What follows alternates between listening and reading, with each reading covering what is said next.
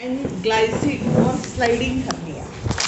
ह्याच्यामध्ये मी तुम्हाला हे सगळे जे रेअर प्रकार आहेत ह्याच्यामध्ये एक तर ऑब्स्ट्रक्शन असते किंवा डायरेक्ट हर्निया असते. मी तुम्हाला सांगितलं की डायरेक्ट हर्नियामध्ये ऑलवेज पोस्टेरियर जी साईट असते याची आपल्या खाली सॅकची ही एखाद्या ऑर्गनपासून तयार झाली. आपल्या इनडायरेक्ट हर्नियामध्ये कशी it is a pouch like structure आलं लक्षात. डायरेक्ट हर्नियामध्ये काय होते पूर्ण हा पेशंट लाईन डाऊन पोझिशन मध्ये झोपलेला आहे. हे ॲब्डॉमिन आहे त्याचं आणि हा इन्व्हायनल रिजन आहे. तर हे सगळे ऑर्गन असे वर येतात.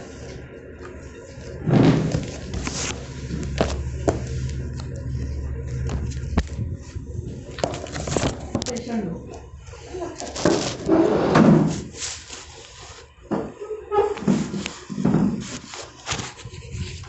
हा पेशंट झोपला.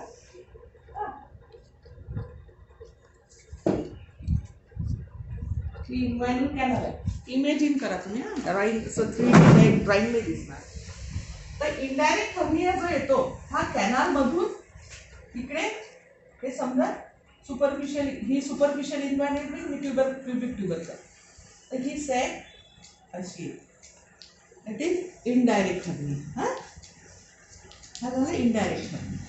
डायरेक्ट हर्नियामध्ये इन्व्हायरल कॅनलशी वगैरे काही संबंध नसते. ही अम्बिलिकस हे डायरेक्ट या हर्नियाशी काहीच संबंध नसते. इथून सगळे कंटेंट इन्व्हायरल कॅनलला बायपास करून सगळे कंटेंट्स बाहेर येतात. आणि लक्षात आता हे सगळं ॲब्डॉमिन आहे. ॲब्डॉमिन मधले स्मॉल इंटेस्टाईन येईल, राईट साईडला असेल तर लार्ज इंटेस्टाईन मधलं सिकम येईल, अपेंडिक्स येईल. थोडंसं जास्तच मोठा हर्निया झाला तर इथं ब्लॅडर आहे तर ब्लॅडर पण येईल. हे सगळे कंटेंट्स असे वर येतात. त्या फाटलेल्या याच्यापासून आपली जी समजा अँटेरियर वॉल जी आहे ॲब्डॉमिनची, जी अँटेरियर ॲब्डॉमिन वॉलच्या मसल आहे. तुम्ही आता layers or muscles of anterior abdominal wall, layers of muscles of anterior abdominal wall ह्या जेव्हा वीक होतात तेव्हा डायरेक्ट हर्निया. याच्यातून ते फाटलेल्या जागेतून पेरिटोनियम आणि सगळे कंटेंट्स बाहेर. आणि इनडायरेक्ट हर्नियामध्ये काय होते लिमिटेड कंटेंट्स. पहा आता जागा कमी असल्यामुळे स्मॉल इंटेस्टाईन येते, ओमेंटम येते आणि मग ही पिशवी दाबली की हे सगळे कंटेंट्स आतमध्ये जातात. बरोबर आहे. हे फक्त पाऊच लाईक स्ट्रक्चर राहून जाते. आलं का दोन मधला लक्षात आला का फरक तुमच्या. तर ती सॅक आपल्याला पूर्ण मिळते. पेरिटोनियम जे असते ते पूर्ण मिळते. पण याच्यात काय होते पेरिटोनियम सहित हा वरचा भाग आपल्याला दिसतो. पोस्टेरियर जे पेरिटोनियम असते ते नाही येत, याच्यात कंटेंट्स येतात. म्हणजे posterior wall of sac is form by any organ of abdomen. Lower ॲब्डॉमिनचा कोणताही पार्ट याच्यामध्ये असू शकतो. इथं सिकमी असू शकते, इथं ब्लॅडरी असू शकते, इथे सिग्मॉइड कोलन असू शकते.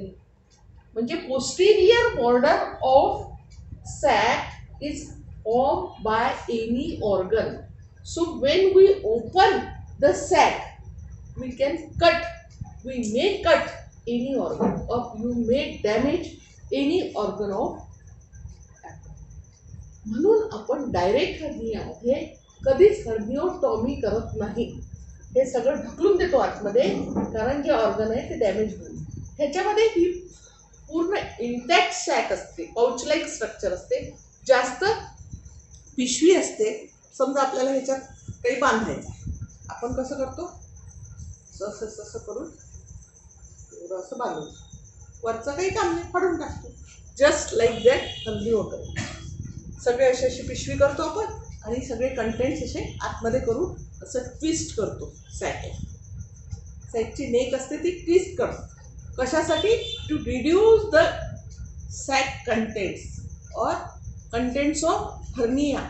ते आपण रिड्यूस करून ॲब्डॉमिनमध्ये ढकलून देतो आणि बाकीची सॅक कट करतो. That is called herniotomy. कसं करतो कट? आता ट्विस्ट केल्यानंतर ट्रान्सफिक्सेशन ऑफ सॅक. ती सॅक असते ही ट्विस्ट करतो आणि इथं ट्रान्सफिक्स म्हणजे बांधतो. नॉन ॲब्झॉर्बेबल सुचर, गाठोडी बांधल्यासारखी त्याची गाठ बांधून त्याची नेक बंद करतो. That is the transfixation of hernial sac in indirect hernia. Means herniotomy, transfixation of hernial sacs and herniotomy is only performed in indirect hernia. In direct hernia we reduce the sac. कारण समजलं तुम्हाला? कारण posterior wall of hernia may be formed by any organ. Hernia and glycid or sliding hernia म्हणजे तेच rare type of hernia. जेव्हा खूप सारा hernia, neglected hernia असतो, direct hernia, patient लीन thin असतो, त्याच्या मसल जे असतात ते खूप वीक असतात, त्याच्यामुळे सगळं बल्ज वर येते म्हणजे सगळे कंटेंट्स वर येतात. अशा वेळेस फक्त आपल्याला एंटेरियर ॲब्डोमिनल वॉल रिपेअर करावी लागते. That is called hernioplasty. In direct hernia we do only hernoplasty, and in indirect hernia we do transfixation of hernial sacs, herniotomy, hernioplasty or meshplasty in indirect hernia. And in direct hernia only meshplasty or herniatomy, herniorrhaphy. Hernia and glycid. In this type hernia a piece of extra peritoneal bowel, usually cecum on the right side and pelvic colon in the left side, or urinary bladder on either side, slides down outside the hernial sac, forming a part of its wall. म्हणजे तुम्हाला सांगितलं की ह्याच्यामध्ये right साईडला सिकम येऊ शकते. आपण open केलं तर ती जर वॉल असेल, आपल्याला वरून पेरिटोनियम दिसते, पण just below the peritoneum posterior wall may be formed with cecum on the right side, or the pelvic colon on the left side, or urinary bladder on the either side. Urinary bladder slides down outside the hernial sac and forming the wall of being covered by peritoneum on the hernial aspect only. फक्त हर्नियाचा aspect आपल्याला दिसतो म्हणून never open the sac in direct hernia. There may be the usual content in the sac. This hernia usually occurs in older men. A large globular hernia when descends well into the scrotum. This condition is suspected. जेव्हा मी आता सांगितलं old age, खूप डेबिटिलेटेड personality असते, लीन thin असते आणि anterior ॲब्डॉमिनल वॉलच्या muscle एकदम weak असतात आणि ओल्ड एज असते, त्याच्यामध्ये पूर्ण बल्जच्या बल्ज अँटेरियर ॲब्डोमिनल वॉलमधून येते. It reappear slowly after reduction. जर झोपला पेशंट तर तो कमी होतो. रिअपेअर जसं रेस्पिरेशन होते त्या म्हाताऱ्याचं तसं बल्ज करतो, कारण सगळं त्याचं दप्तरच बाहेर आलेलं असते abdominal. This condition may be associated with strangulated small intestine within its sac or strangulated large intestine outside the sac. कधी कधी होऊ शकते. जर तुम्ही खूपच निग्लेक्ट केलं, म्हातारा पेशंट आहे, कॉन्स्टिपेशन झालं, एकदम ओल्ड एजमध्ये ही कंडिशन असते. दिस इज हर्निया अँड ग्लायसिड और sliding hernia. Then Richter's hernia. In this condition only part of circumference of the bowel becomes strangulated.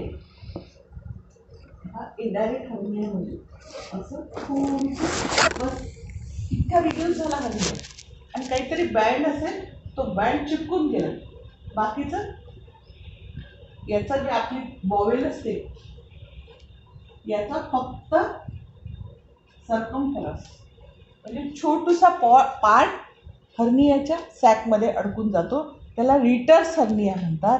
This condition is particularly dangerous as operation is frequently delayed because the clinical features resembles gastroenteritis. सांगितलं तुम्हाला त्या दिवशी की जेव्हा hernia obstruct होतो, obstruct झाल्यानंतर पूर्ण hernia म्हणजे काय असते, hernia is a strangulated hernia म्हणजे काय असते, it is a reducible condition and suddenly become obstructed.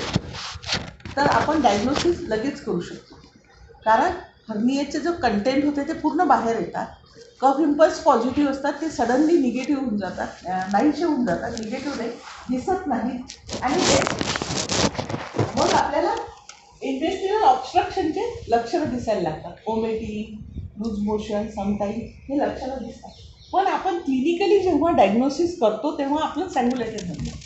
पण रिटर्स हर्नियामध्ये काय असते की या हर्निया सॅकमध्ये हे बॉवेल जे आहे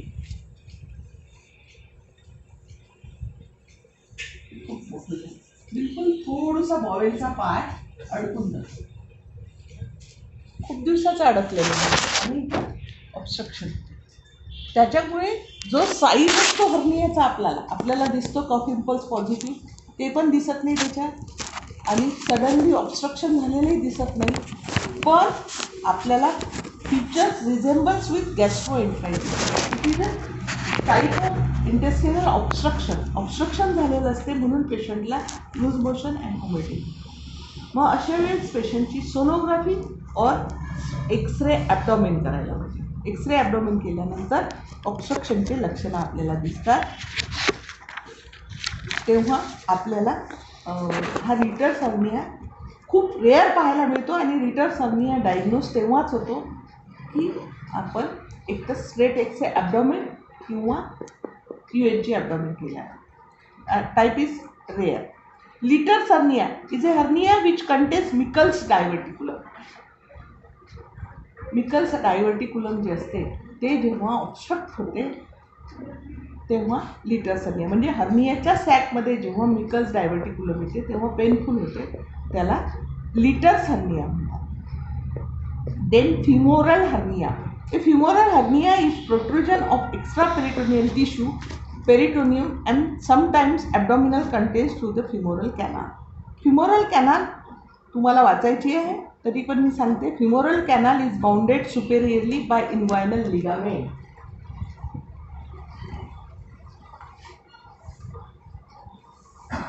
Superiorly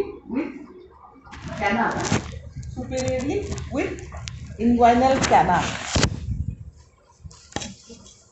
Inferior posteriorly by pubic ramus and pectinate muscle. Superior posterior म्हणजे थोडंसं मागे.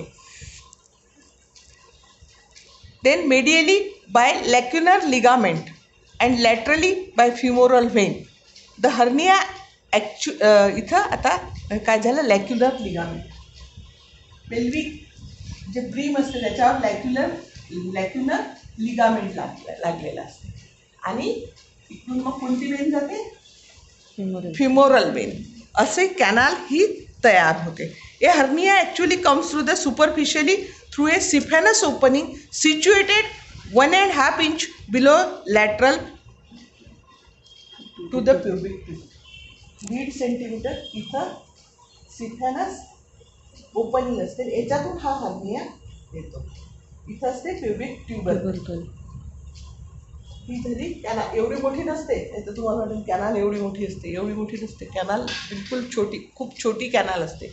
ह्या ज्या आपण इन्ग्वायनल कॅनाल पाहिली याच्यापेक्षाही छोटी असते. हे काढायसाठी तर पूर्ण ही जी लाईन असते इन्ग्वायनल लिगामेंट. व्हॉट इज इन्ग्वायनल लिगामेंट हे वाचून घ्यायचं. इन्ग्वायनल लिगामेंट ही खूप मोठी महत्त्वाची हर्नियामध्ये महत्त्वाची एक ॲनाटॉमिकल स्ट्रक्चर आहे.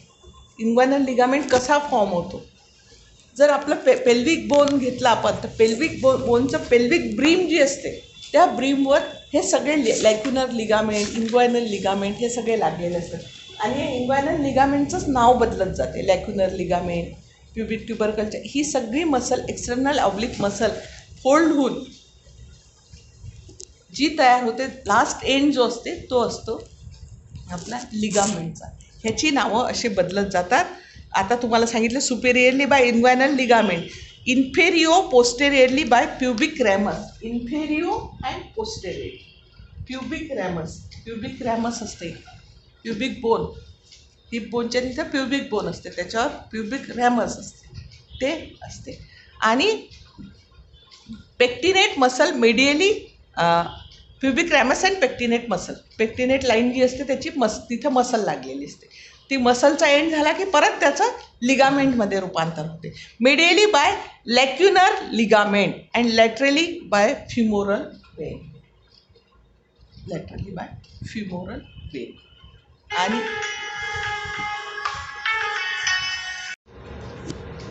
Wien hernia in the femoral canal.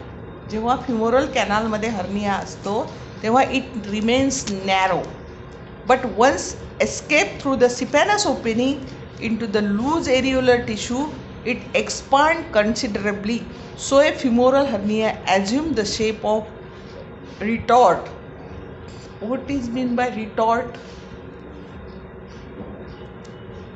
Retort म्हणजे काय? RETORT, retort.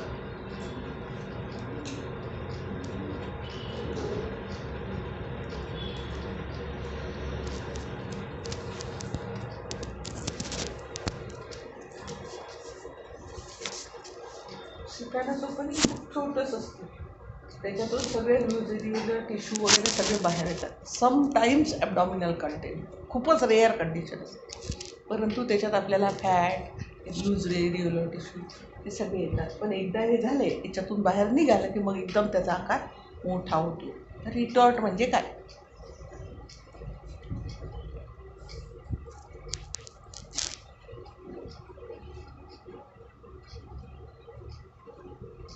काय होतं रिटॉर्ट म्हणजे?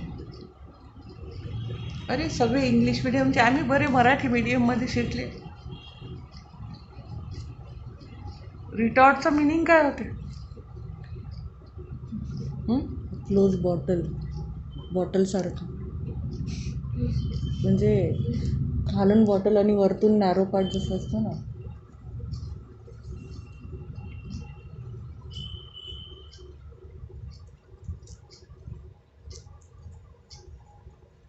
भोपळा पाहिला का? कडू भोपळा, ते आपल्या तिकडे गार्डनमध्ये उगवलेले असतात, फेकलेले असतात, पाहिले का?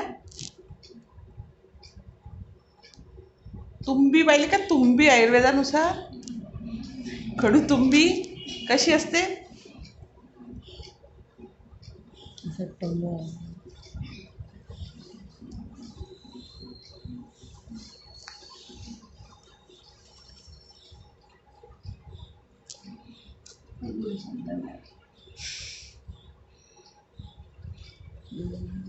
अशा वाईनच्या वेगवेगळ्या आकाराच्या बॉटल्स असतात, वाईनच्या बॉटल असतात. रिटॉर्ट म्हणजे जी खूप पूर्वीच्या काळी तर खूप वाईनच्या वेगवेगळ्या आकाराच्या बॉटल्स असायच्या. म्हणजे लोक घरात फॅशन म्हणून त्याचा फ्लॉवर पॉट म्हणून ठेवायचं. तशातलाच प्रकार ही रिटॉर्ट आहे. इगलच्या आकाराची बॉटल यायची. म्हणजे तुम्हाला उदाहरणार्थ सांगते की वाईनच्या खूप सुंदर सुंदर बॉटल यायच्या, त्याच्यातला हा एक प्रकार आहे. त्याच्यामध्ये सुंदर सुंदर कलर, त्याचा ग्लास बेल्जियममध्ये ग्लास चांगले तयार होतात, म्हणून इतकं प्रसिद्ध नाव देण्याचं कारण ते आहे. वेगवेगळे त्याच्यात कलर्स येते. तर रिटॉर्ट याचा अर्थ काय आहे की इतकं छोटं एक सिफॅनस ओपनिंग इतकं छोटं असते, त्याच्यातून थोडे थोडे कंटेंट घेऊन याचा आकार, या हर्नियाचा आकार, आता हे नाव देण्याचं कारण काही हे नाही आहे, हा असा सगळे कंटेंट घेऊन. आणि थायमध्ये पेशंटला असं आपल्याला स्ट्रक्चर लागते, नेक लागतच नाही, एकदम हा बल्जिंग लागतो. तर femoral hernia is very rare before the age of 20. The incidence gradually rises till the highest incidence is over the age of 50. Femoral hernia is commoner in women.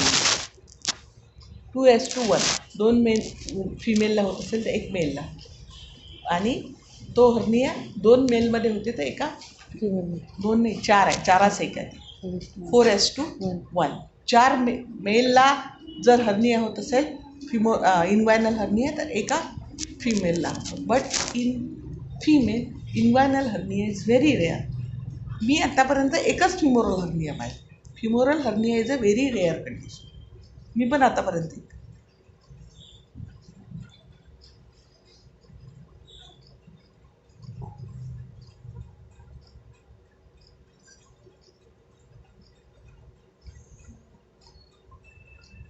The right side is affected twice as common as the left side is as the left side, and in 20% of cases the condition is bilateral.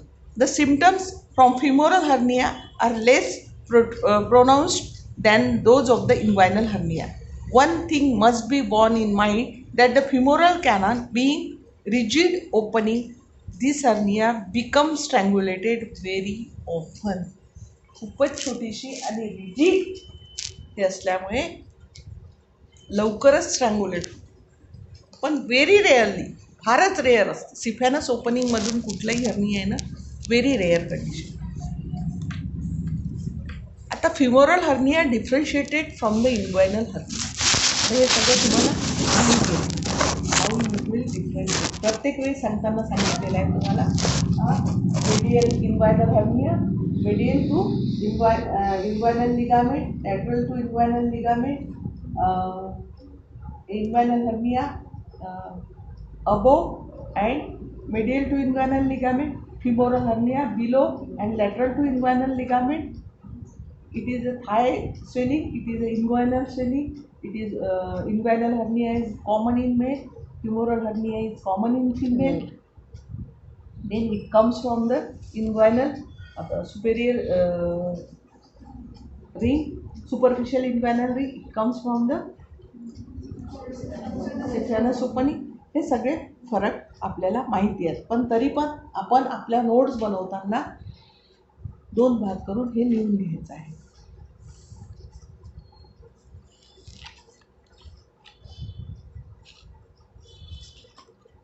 Umbilical hernia यांचं definition gastric आहे म्हणतो. आता याच्यात तुम्हाला काय difficulty आहे ती सांग.